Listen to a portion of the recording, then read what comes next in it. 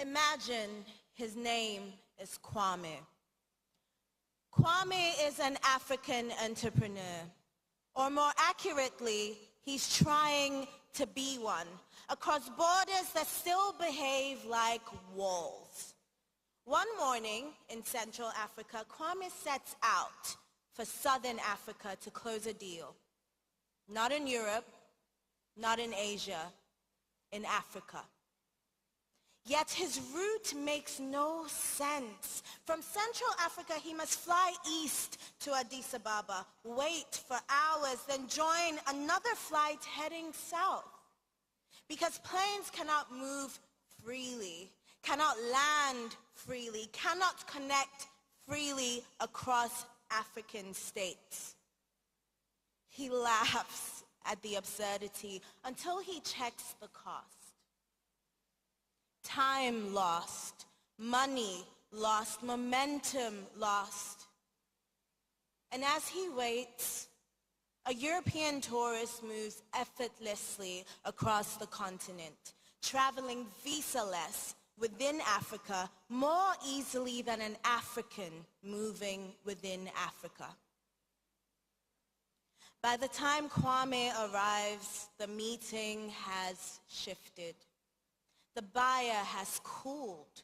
The opportunity has slipped. This is how deals die in Africa, not from lack of ambition, but from friction.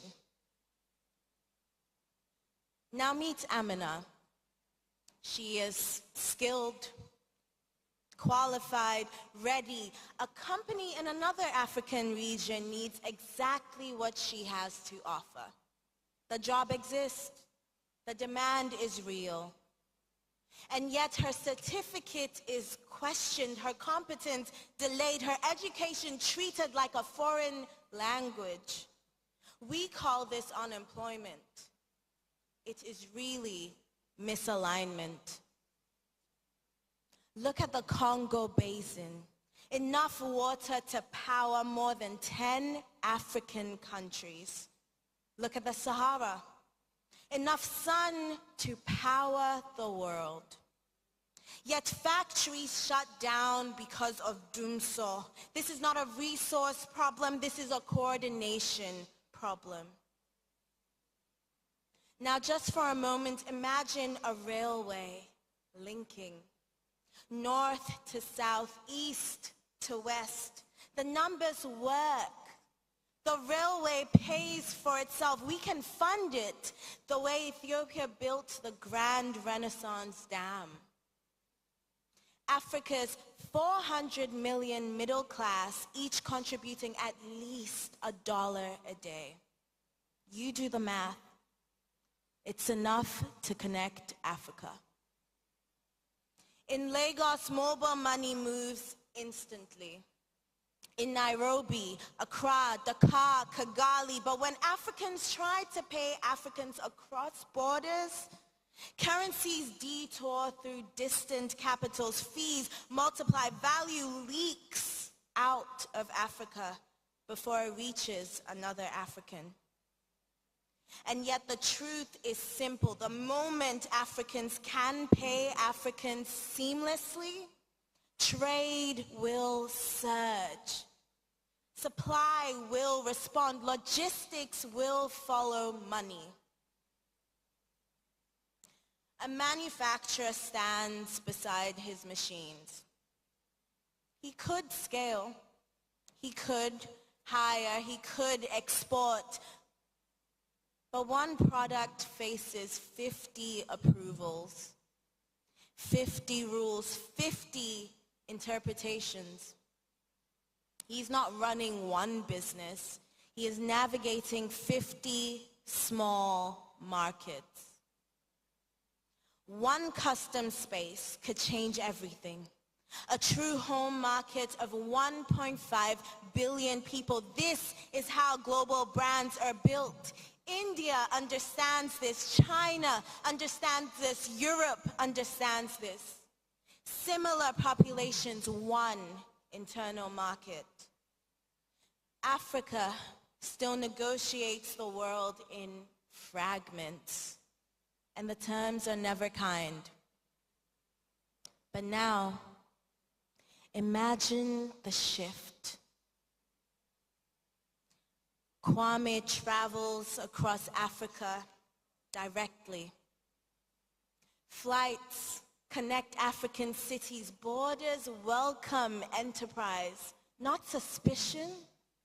Amina takes her job. Her skills are finally recognized. Her worth is unquestioned. Money moves across phones as easily as conversation.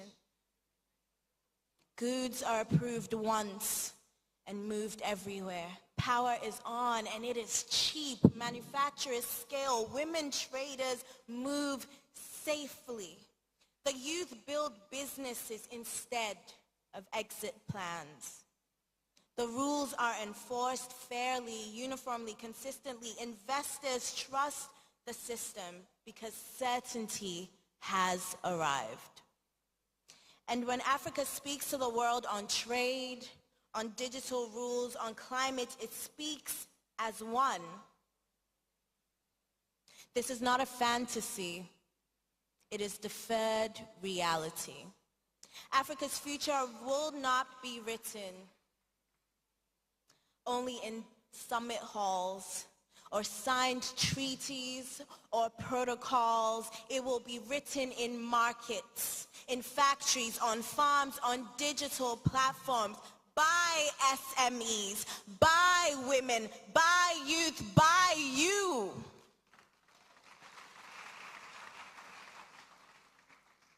The borders that divide Africa were imposed without Africans.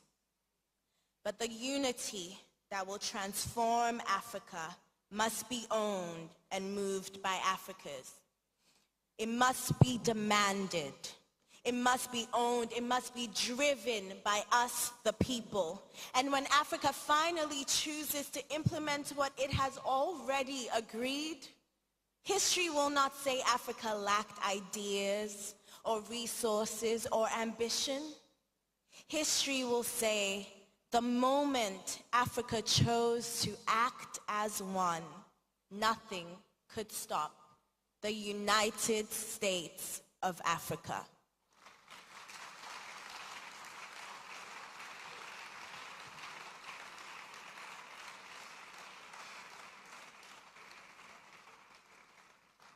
Thank you.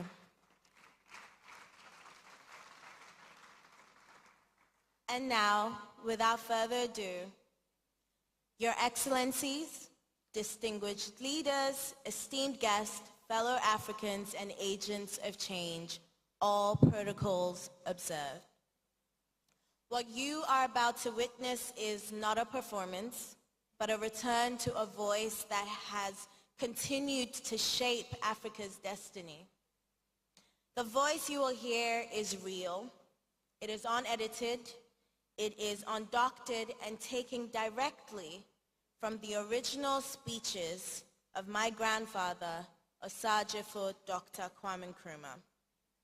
At the inaugural ceremony of the Organization of African Unity in 1953, as well as the All-African People's Conference of 1958. The image you will see has been carefully extracted from archival footage and photos and has been enhanced and rendered using modern technology and artificial intelligence. This is not to reinterpret his words, but rather to give it new life.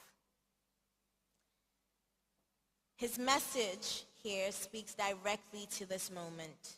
The Africa Prosperity Dialogues, the Make Africa Borderless Now campaign, they all reflect the unity, cooperation, and shared purpose that he believed were essential for Africa's progress. It has been my profound honor to lead this hologram project, and I am forever grateful to the Africa Prosperity Network for aligning with this vision and helping to keep his legacy alive through action. Indeed, Nkrumah never dies. Ladies and gentlemen, let us take a moment to receive the eternal words of Osajifo Dr. Kwame Nkrumah, and may his vision guide us as we pursue prosperity through unity.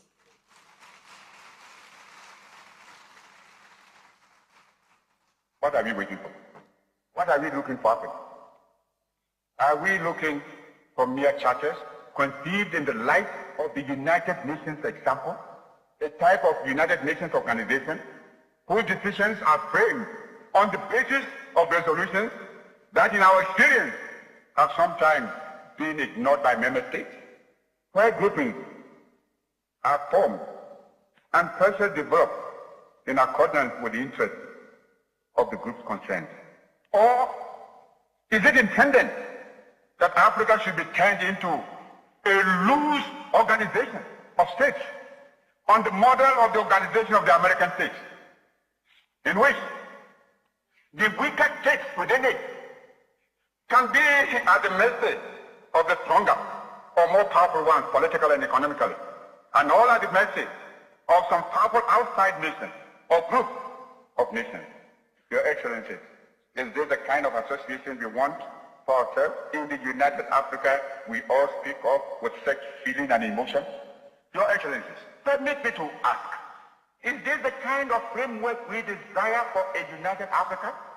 An arrangement which in future would permit Ghana or Nigeria or the Sudan or Liberia or Egypt or Ethiopia, for example, to use pressure with either superior economic or political influence gifts to decide the flow and direction of trade, say from Burundi or Togo or Nyasaland to Mozambique and Madagascar.